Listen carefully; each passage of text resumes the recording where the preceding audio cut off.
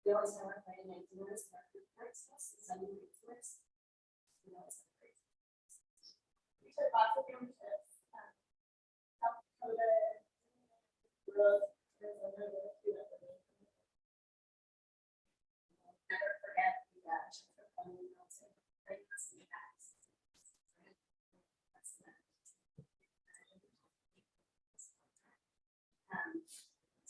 Also, when my sea festival happened at the stadium, he was very proud of us. And it was very children. Very proud of us.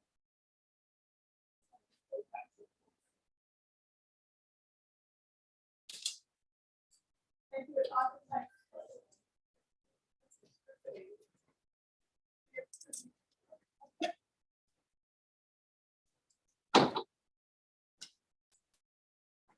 confidence that we did all we could in the children to let us with everything that's taken that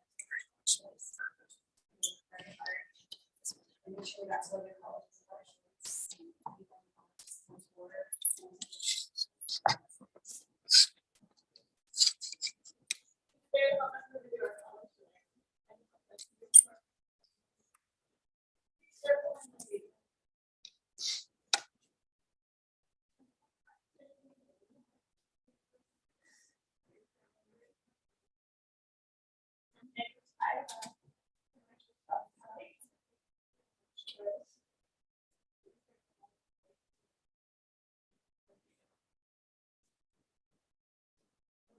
Times and more bad times. All these spirits, all those experiences help to shape who we are today. We taught us to stand up for ourselves and we work on a way to share.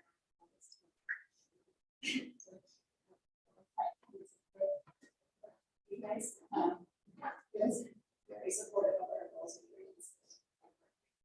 The last chapter of life is difficult, and it's sad that this is part of this journey. But regardless, we have fun. And we hope and we know that we'll carry our happy memories with us for our lifetime. Yes, indeed. We love you.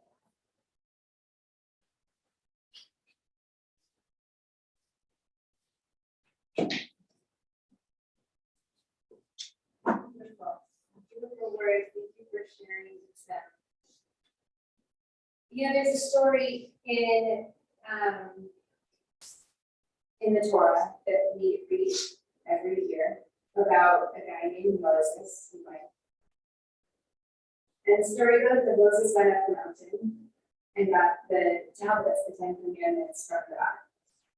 And Moses was up there for a while, and there was thunder and there was lightning, and it was a big, scary deal. And when Moses came down, he found something that he did not like. And he saw that the people who they left behind and made this idol.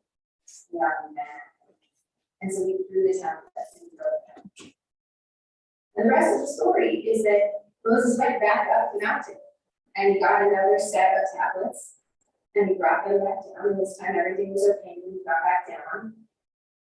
And our tradition teaches us, and the Talmud teaches us, that at some point the question was asked, what do we do with the broken tablets? Because now there's 4.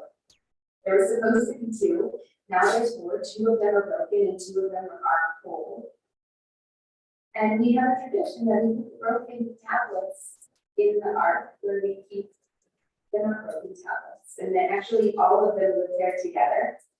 And they all belong in the same ark.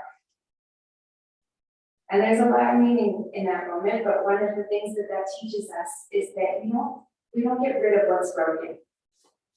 We don't just leave it behind because we don't love the brokenness. we put it right next to the holiness. And we know that the Israelites spent a lot of time in the desert after that, hauling that ark through what was imagined, you can imagine, was a hot and exhausting journey through the desert for many years. And the tradition teaches us that we spent that whole time carrying the whole tablets and the broken ones with us. As you both just said, Leslie and Julie, that it's complicated. It's often complicated with people we love, and this is a complicated story, the story of Gary.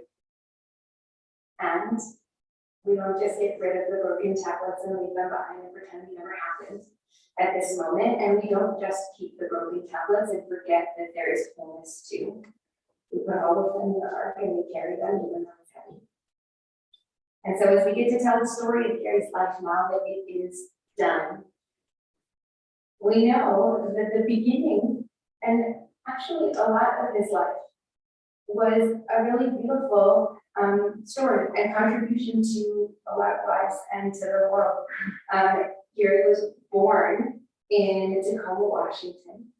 We know that he probably wasn't in Washington for all that long. His siblings were born all over the place because his dad was career Air Force, and so they moved around a whole lot. He was born February 24th, 1951. And he grew up mostly in Denver. This is where the family ended up sort of planting themselves for the most part. And he was here for most of his life, although he did spend his junior year abroad in Greece. And that as he went through this sort of trajectory of the Jewish upbringing in Colorado, in the Denver metro area, the Denver Jewish community, that he went, we think, from Whiteman to Hill to GW, school to middle school to high school, but he also made a migration through the synagogues of Denver, as so many of us have, starting at Eidos in a really traditional capacity, moving to Beth Joseph, Lower Beth Joseph, and then on to BMH, and then eventually settling in Temple Emmanuel, and having a journey there too. He was involved in the Jewish community, and his Jewish identity was really important to him throughout his whole life. I had the opportunity to go visit with him at some point, I think, in the spring, or maybe in the winter, and to sit with him. And he asked me to bring him a prayer book. And you know, he was not feeling well. His body was in rough shape when I got there, when I went to go see him. But to have a prayer book to hold in his hand and to use, I think, meant an enormous amount to him. We know that he went to CU, Boulder State in Colorado, and that he and Carol met on a blind date. And that as they built their life together, he built his career as well. And he studied business, and thought that meant, as I got to understand, he had to wear a suit. And so he tried really hard and wore a suit and went to CPA for one tax season. And that was the end of that suit wearing experience. And went into Carol's dad's business and went into the manufacturing of janitorial supplies in that company, and was there for a really long time and thrived in that company for many, many years. And liked, I think, not wearing the suit as far as I understand. And the history of his life in Denver and of his family in Denver is a big part, I think, of the identity that he built. And we know, like you said, that your childhood was beautiful, and that his presence there, along with your wonderful mom, made it a really special childhood. And that kind of presence of a dad and that kind of commitment and support makes a big difference in how people grow up. And we know also your moms was very thoughtful in saying that not only the two of you, but your other two cousins as well, that he loved being grandpa, that it was really important to Gary that he was grandpa, that he actually got to support you through your life. And I hope that you know, as you continue dancing, I remember hearing about you as well when I was sitting with him. I hope that as you continue dancing and continue growing in your life, you know that his support and love is there with you. And so aside from that life that he built, we know that Gary was a sports addict. I asked when we were talking about high school, did he play sports? No, but he watched sports and would watch anything and cared a lot about what was happening. We made sure to tune in. And we know that in addition to that, he was a people person, that he loved to talk. I spent a lot of time on that hospital visit with him. And went that fast because he had a lot to say. And like you guys said, he could start a conversation with anyone and make friends with just about anyone. And that is a mark of a person who walks through the world and collects people, right? Collects friends or makes friends and supports them. We know that he was philanthropic, that he cared a lot about organizations in the community and in causes that he thought were good, and would donate to them and would support them and would talk about them. And he loved animals and he loved his identity. He loved especially Madison, the golden retriever. Was very important to him. And then he loved organizations in the community that did good things, and he supported them and gave to them and volunteered with them. And then we arrived at our broken family, and we know that the last decade and a half with Gary was really hard, and that those tablets did not stay whole through the end of his life, and that he, when things got hard, he had a hard time. And we, as we remember him and we tell his story, we hold that to knowing that in this moment of his death, in this time of his death, it wasn't in the way that probably we all would have wanted it to be. And so we mourn for that too, and for the relationship that was lost, and for the weight that was carried by many of you over that time as you navigated what it meant to know and love a person and know that this was a hard time. And we hold them together. And it turns out that at the end of the day, those are the stories that we learn most from. And what we learn from his support, and we learn from his love and his generosity, and we will hold that with us, that we also learn an enormous amount from his moments of hardship as well. And what we hope we do at this moment when we eulogize someone, when we tell their story, what we hope more than anything is that they leave a legacy that builds us. And I imagine that's very true at this moment, that even the hard parts and the parts where we just didn't know quite what to do, that those are the things that build us in our relationships with the people that we love. And then it turns out even in our brokenness with Gary, he strengthened us and taught us what we want and what we have the capacity to build.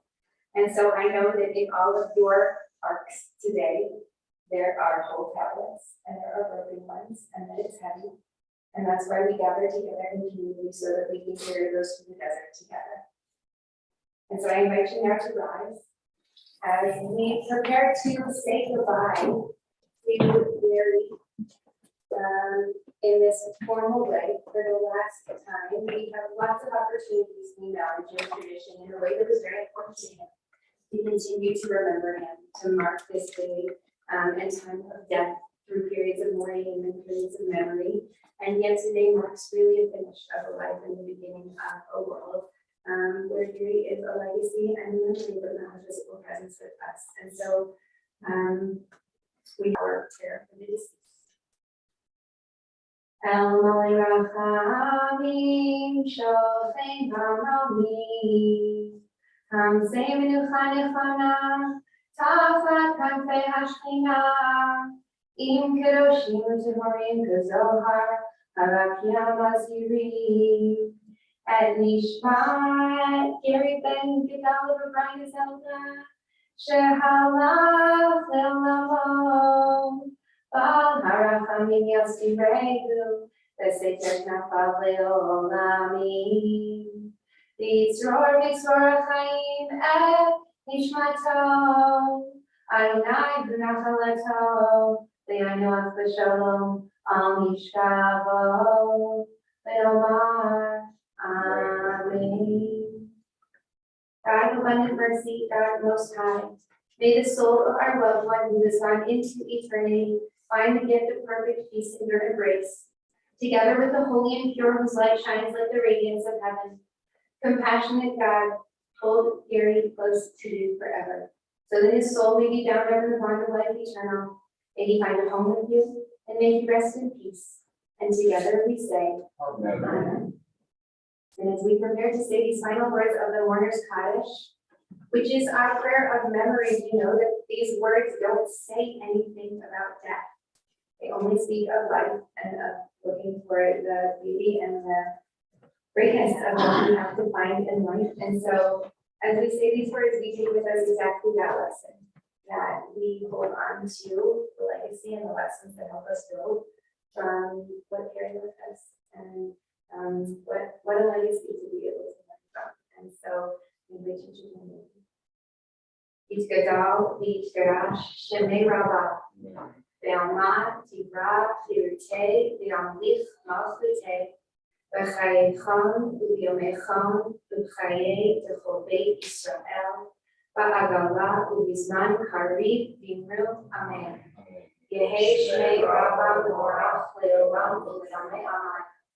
Yitbarach v'yishtabach v'yitfa'ar v'yitromam v'yitnaseh v'yithadar v'yit'alet v'yithalal shnei v'yishach v'yitlahu le'ela v'yimkol v'yirchata v'shirata tushvachata v'nechamata ta'amiran ve'alma v'yimru amen. Yehei shlama rabba min-shemaya v'chayim aleinu v'al kol Yisrael v'yimru amen. Oseh shalom v'mama Kuya aseh shalom aleinu v'al kol Yisrael v'yimru amen. And the one who makes peace on high, make peace for us and for all of Israel, and together we say, Amen. And we conclude with words of the text. Lech Yishalach Adonai. Go your way, for God has called you. Lech Adonai imach. Go your way, and may God be with you. Then halach l'chanecha v'kacha v'lo